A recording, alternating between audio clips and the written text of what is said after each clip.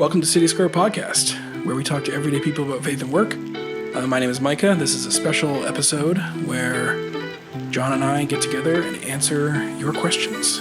Do you want to talk about altar calls or... Oh, yeah, man. We can still do that. Let's see. Because that did come up. And I always kind of find it interesting, the things that are said that kind of like, I guess, create the conversation. And so,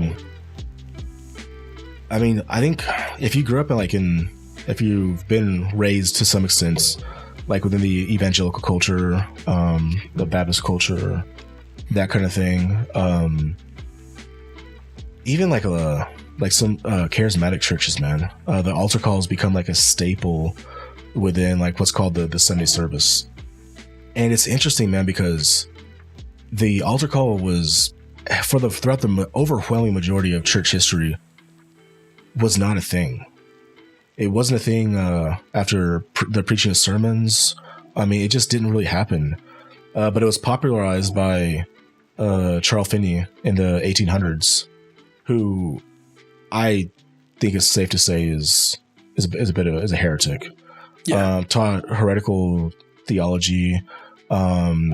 And unfortunately, like so many of his practices have still influenced the church today, like 2 centuries later. And he would end his revivals, or whatever you might call them, with an altar call. And he believed that salvation was not... I would say he didn't believe that salvation was as much of a work of God as it was a work of the persuasiveness of the person who was delivering the message. Yeah. And so he believed if you were a good enough of a speaker, if you were charismatic enough in your speech, not your theology, but if you're charismatic enough in your theology, you gave so good of a presentation, and if you would be able to persuade someone to Christ, and no matter how long it took. And that's not good theology. That's not good practice. And we've seen that be a heavily influenced in so many of like what's often referred to as like church plant movements or church growth movements. Yeah. Where it's like, if you put on a good enough presentation on Sunday, your speaker is good enough. You have enough toys, you have enough lights and smoke and good enough speakers and sound, and you put on a good enough of a presentation. You basically put on a good enough of a circus. You can win a lot with that. Even like with a lot of evangelical strategies and like outreach and that kind of thing, if you do enough of this, then you'll get people in the doors and you'll get people saved, and you will do this through your performance, man. And that's cheap gospel. That's cheap ministry. That's not good stuff, man. And there's this quote from Spurgeon that I'm probably going to butcher, but basically says more or less, if you bring them in with the entertainment, you're going to lose them with the entertainment, because at some point the entertainment is not going to be good enough, that you're going to have to come up with new strategies, new toys, new bells and whistles, and that kind of thing, man. I remember that quote. I can't remember the exact, but I know what you're talking about. It's basically what you bring them with, you have to keep them with. Yeah. And when that goes... You see churches giving away cars, right? And they, dude, I went to one of those events, man, where they taught that. Yeah, I mean, but it wasn't a car, man. It wasn't a car. It was a moped. Oh well, I mean, you could at least get like an old, used Mercedes or something, can't you? There's a church locally here that's doing that. I saw they're giving away I think it's local. Giving away some sort of like old, it's old, it's like a luxury car, but from 2003 or something like that. I think it was called the Anxious Bench, right? Charles Finney was a Pelagian heretic who believed that man was morally neutral and then could be brought to, his focus was primarily the emotions. So they had the Anxious Bench where people could come and sit down front and like get yelled at, during these revival meetings or these tent meetings or, the meetings that Finney was running and others like him. and it was someone to come to sit there and, and they're hoping you would feel the weight of, your emotions. And I think there are other elements of this. Some people try to argue people intellectually into the kingdom. They can kind of focus on the intellect. They can focus on that. Emotions and intellect are both gifts from God, but they are not, that's not how we make disciples, by focusing on one of those over the other. So yeah, I mean, Finney was a heretic. I think the Presbyterians defrocked him, and I don't even think the Methodists would have him. I might be misremembering some of this, but we don't really do research for this podcast. We just say stuff. What would you say then? What would you sinless perfectionism? Yeah, he had a whole lot of other issues going on. It wasn't just that he did altar calls and we don't like Finney, so altar calls are bad. It's like the root of these practices is not good. Right. So what would you say then to someone challenging you on that? Kind of like your thief on the cross question. I'll say, well, what if some people get saved through that? Doesn't that justify the altar call? Yeah, so this is not the same thing as that question. Pretend it is and answer my question. So, because I mean, here's the funny thing about it is, man, is I think you probably know this. It's just not at the front of your memory. I actually responded to an altar call at the beginning. You should love them, and which is kind of like what makes this whole thing so funny. Yeah. And so, like, I think it kind of like, I think some people like it because it helps them organize things. And in Western culture, which we live in, we have a hard time with mystery, man. We have a really hard time with not knowing stuff, right? Where like in the East and like even down back to the day times of like the Old Testament, New Testament, they did better with the mystery. And so I think we like it because it helps us be able to say like, okay, here's the point A. And so here we know where to go from point A to point B to C and D and that kind of thing. We like being able to say like so-and-so's faith started on Wednesday night at 7 p.m. But like when people have done like research on like John Calvin's life, they have a really hard time understanding like where his faith started.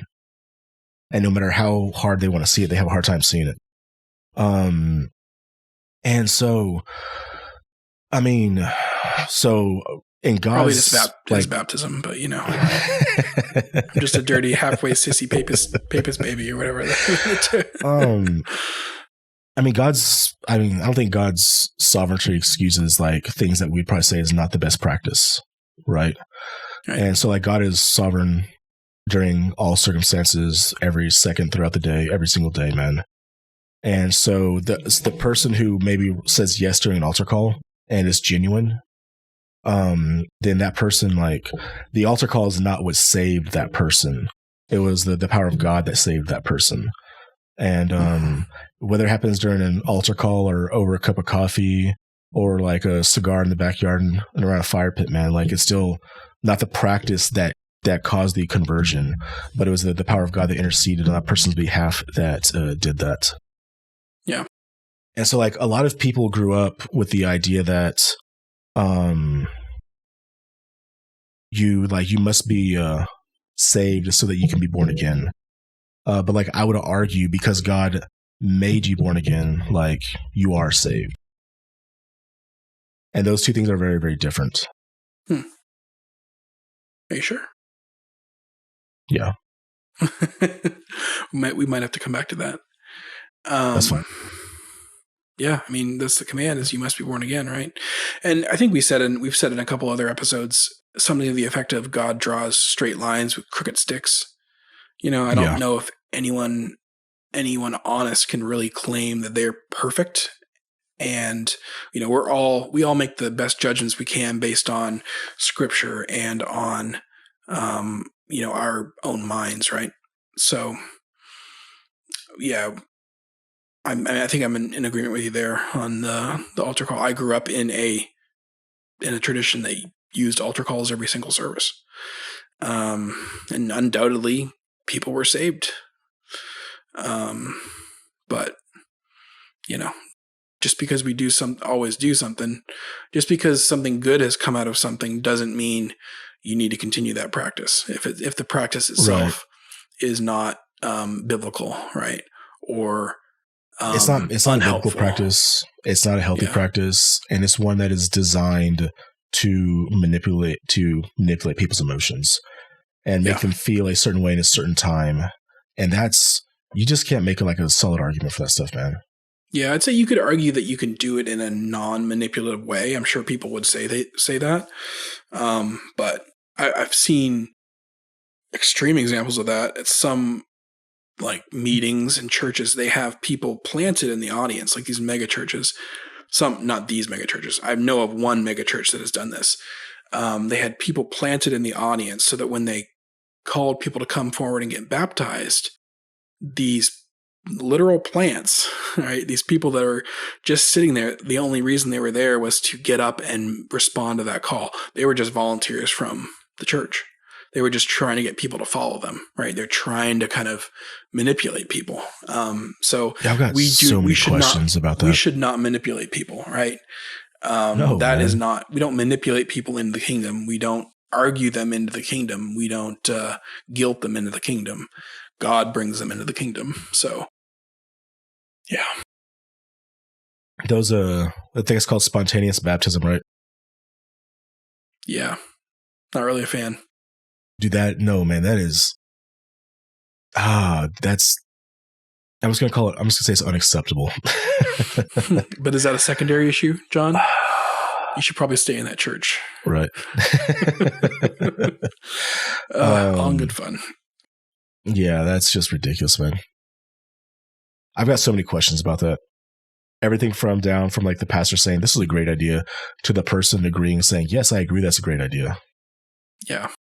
But like, I think what they always come back to in those situations is whatever the cost, if it allows us to gain one, then it's okay. Whatever the cost, if it allows us to gain some, it's okay. All things to all men. A very like reckless attitude, man. Yeah, it's not how that verse should be interpreted. So look at that. A Lutheran and a Reformed Baptist agreeing on this. Any other topics that came up? Oh man, like my mind is going like crazy right now. So there's a lot, but I mean, you don't have to say everything in one moment. Yeah, I was thinking of any more comments or questions that we've gotten. I think that's about it. We really do appreciate the engagement. So if you see our stuff on Facebook or you see it on YouTube, please drop a comment if you have questions or comments. If you want to tell us that we're wrong, you are welcome to do that. And I don't think either of us are very thin-skinned. So I imagine that at some point we'll get those comments. For ones that are, that are good-natured and well-intentioned, we really definitely appreciate those. We appreciate the likes and the subscribes that you're going to be doing right now.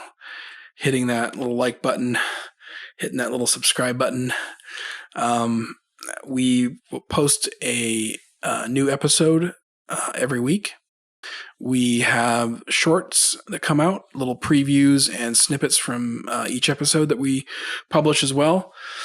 So feel free to hit us up. We really appreciate the engagement. Well, until next time, the Lord bless you and keep you. The Lord make his face shine upon you and be gracious to you. The Lord lift up his countenance upon you and give you his peace. See you guys later.